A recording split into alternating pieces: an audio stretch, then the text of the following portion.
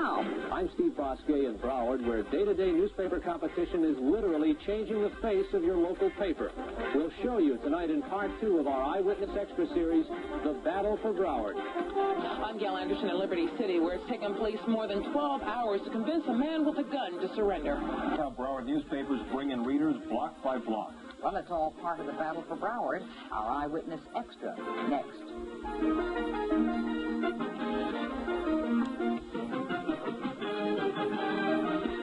The newspaper in Broward, you might have noticed something extra. It's neighborhood news, and it's a big part of the battle for Broward. Here's Part 2 of our Eyewitness Extra from our Broward Bureau reporter, Steve Bosque.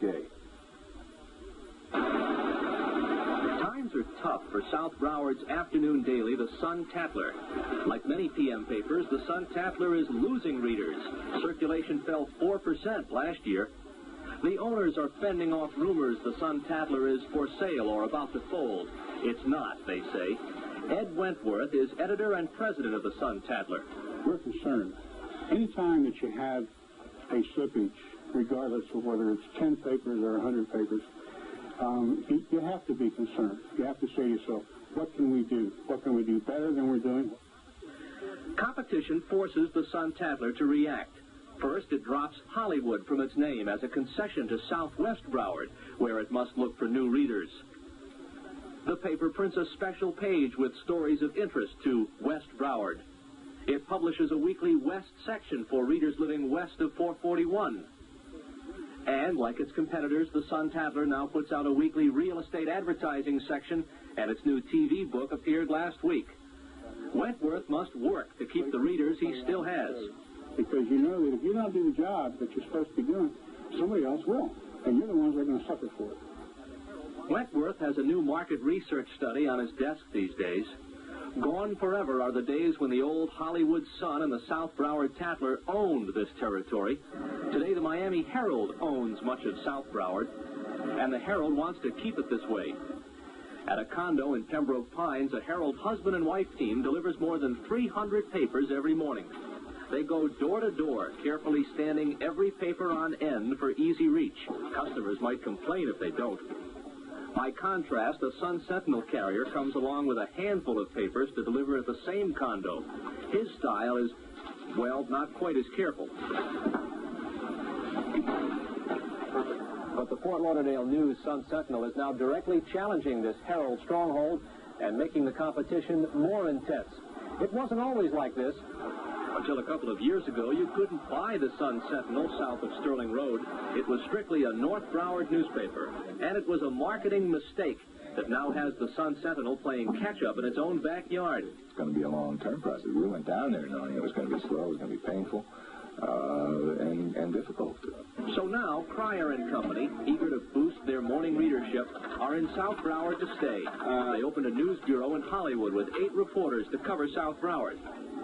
There's a special local news page every day with stories for South Broward. And there's South, a once-a-week section with South Broward News. South is a spin-off of West, which comes out 5 times a week in the News and Sun Sentinel, and North, published twice a week. Magazine-style newspapers that mix news of city government, features, high school sports, while attracting low-budget advertisers who want to reach a specific market. And it works. People love it. They love it. They love to see their name in the paper. People want to know what crimes have been committed in their neighborhoods. Dick Jones is editor of the West section. Somebody gets a tire slashed in Plantation, and it's 2 paragraphs. The neighborhood news format came to South Florida 6 years ago with the Herald's Neighbors. The Herald now puts out 4 Neighbors sections twice a week in 4 Broward zones. Here's a news item from Neighbors you might have missed. Raymond Mason told police Saturday that a vandal drove around his house in the 600 block of East Country Club Circle on 2 occasions during the night. The vandal spun his tires, tearing up the sod and causing about $100 worth of damage, Mason said. The idea, says a Herald Neighbors editor, is names make news. In these special sections, you can get a week's worth of shuffleboard scores at Hawaiian Gardens, or find out bingo's back at a Sunrise Synagogue. Truly local news. And one more way these papers battle for Broward. But a twice-a-week visit from neighbors and a daily Broward news section aren't enough to make the Miami Herald Broward's hometown paper. We've got to tailor every section of the paper to the Broward reader, and that's what we're actively trying to do. The Miami Herald has a built-in problem, its name, which gives it an out-of-town image in Broward. And its out-of-town presses in Miami mean earlier deadlines for Broward news, 2 hours earlier than the Sun-Sentinel. As a result, late-breaking news sometimes ends up in another section of the paper, and late sports scores don't get in at all. You might sit home in Broward and watch a West Coast basketball game on cable TV tonight, but the Herald won't have a word about it in the morning. But the Herald is trying. More Broward stories now show up on page 1 of the Broward edition. A Living Today column from Broward now appears 3 times a week instead of the one for Dade readers.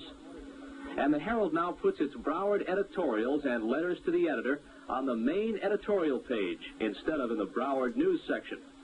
But a lot of readers are angry about this last change, and last month at a Herald town meeting in Fort Lauderdale, they said so.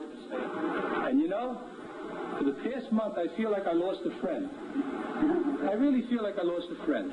I disagree very much, Mr. Covington. You can't artificially make Dade and Broward one big cosmopolitan area. Certainly you can't yet, because they're not. And Herald executives tried to reassure the small but skeptical crowd about the changes. And once you're used to the change, you're going to find it more convenient. That's our hope. That's our intention. It was never to give you less than what you have now, never to be less effective, never to have a weaker voice in Broward County. About 2 weeks ago. The Herald does not want to alienate its Broward readers because success in Broward is very important to the Herald's overall success.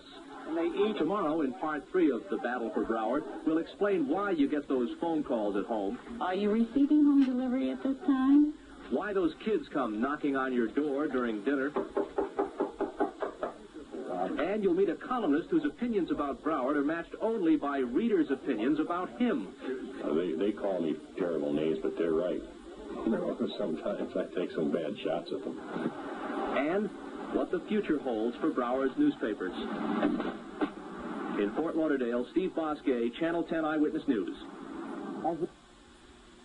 Newspapers compete for stories, but when it comes to competition, the biggest struggle might be for readers. And in Broward, with all the new residents up there, it is one big battleground. Tonight, the final segment of our series on Broward's newspaper wars. Here's Eyewitness News Broward Bureau reporter Steve Bosquet. They call out to you in morning rush hour traffic. Unsettled. They come knocking on your front door at night. Good evening, sir. I just stopped by to give you a free copy of today's Herald. And if they don't try to give you a paper while you're out shopping, Would you like a free paper, sir? they'll probably call you at home some night. That is, if they haven't called you already. Oh, you receiving the Miami Herald? I hope you'll try us sometime. Street sales, half-price subscriptions, discounts, giveaways, they're all part of the competition.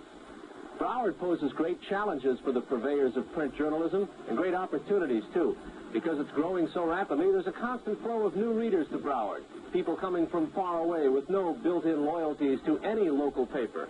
So it's open territory, and that makes for a fierce fight for new readers.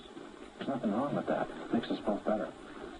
Harry Wolt is circulation manager for the Fort Lauderdale News Sun-Sentinel. The Hollywood Sun-Tatler, the Miami Herald, the Boca paper, nobody's taken for granted here. Nobody. The News and Sun-Sentinel runs 2 telephone rooms where salespeople search for new readers from city directories. And they troubleshoot delivery problems, too, when there's time. The Herald also has a phone room. And the Herald sends youngsters door to door in the evenings to give out that day's paper and offer half-price subscriptions. Because the kids canvass every house on a street, and because circulation lists of newspapers are confidential, they often call on their own customers. But I don't see the Herald. I am subscribed to the Herald. If you buy a paper from a machine, you pay a quarter. But these days, the Herald and the Fort Lauderdale papers are selling plenty of half-price newspapers. The Sun-Sentinel goes a step further, giving away papers in stores. It's one more way to reach readers. It's called sampling. They all do it. But the Herald claims it's bad for business. Sampling. Our competitors have given away huge amounts of newspapers on a daily basis. that's going to depress the sales of any other newspaper in the market. Rebates, discounts are a way of marketing today. What you do is your business. How packaging and market research play an ever-increasing role in the newspaper business. That's especially so in Broward, where the readership is constantly changing. We found that with the weekly business, there was a void there, that people wanted this Broward Palm Beach business. Market research, in fact, led the News and Sun-Sentinel to launch Weekly Business, the news section that competes with the Herald's Business Monday, and another section that arrives Mondays, Sports Week, and Sunshine, the Fort Lauderdale paper's Sunday magazine, to compete with the Herald's Tropic. Like any other consumer product, the news section is market-tested to be sure it sells, then launched with a splashy advertising campaign. The Fort Lauderdale Bill Broucher doesn't need market research to find out what readers think of him. It's right there on his desk every morning, in the mail.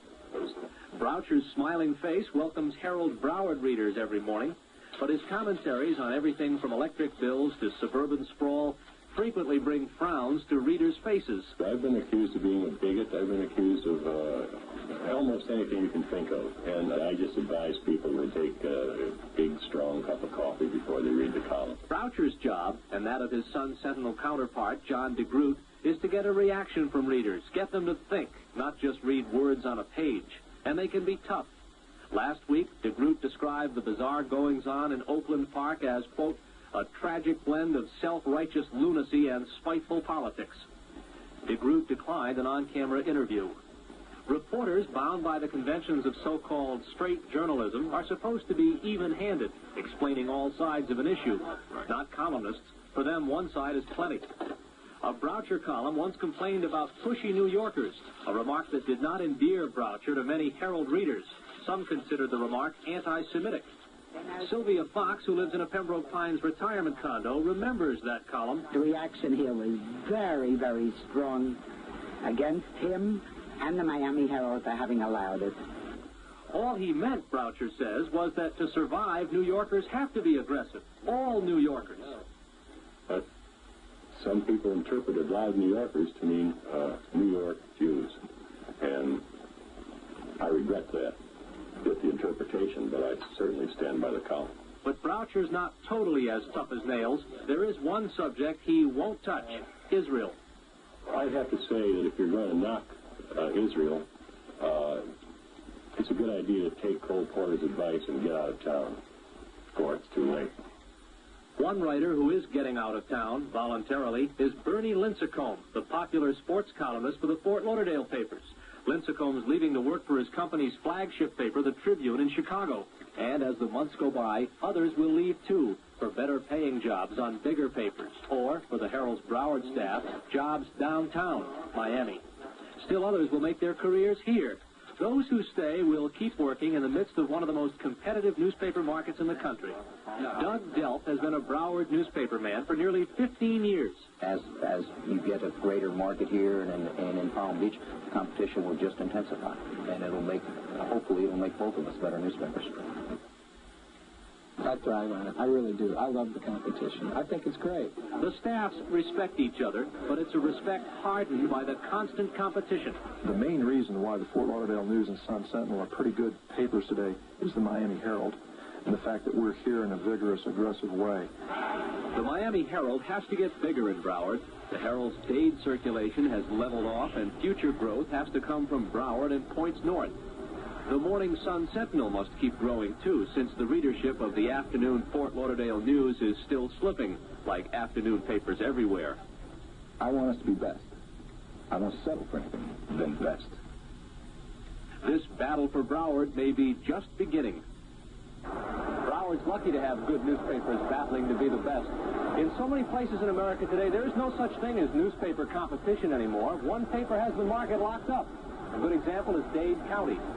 Here in Broward, thanks to competition, readers still have a choice. And in the battle for Broward, that may be the best byproduct of all. In Fort Lauderdale, Steve Bosquet, Channel 10 Eyewitness News.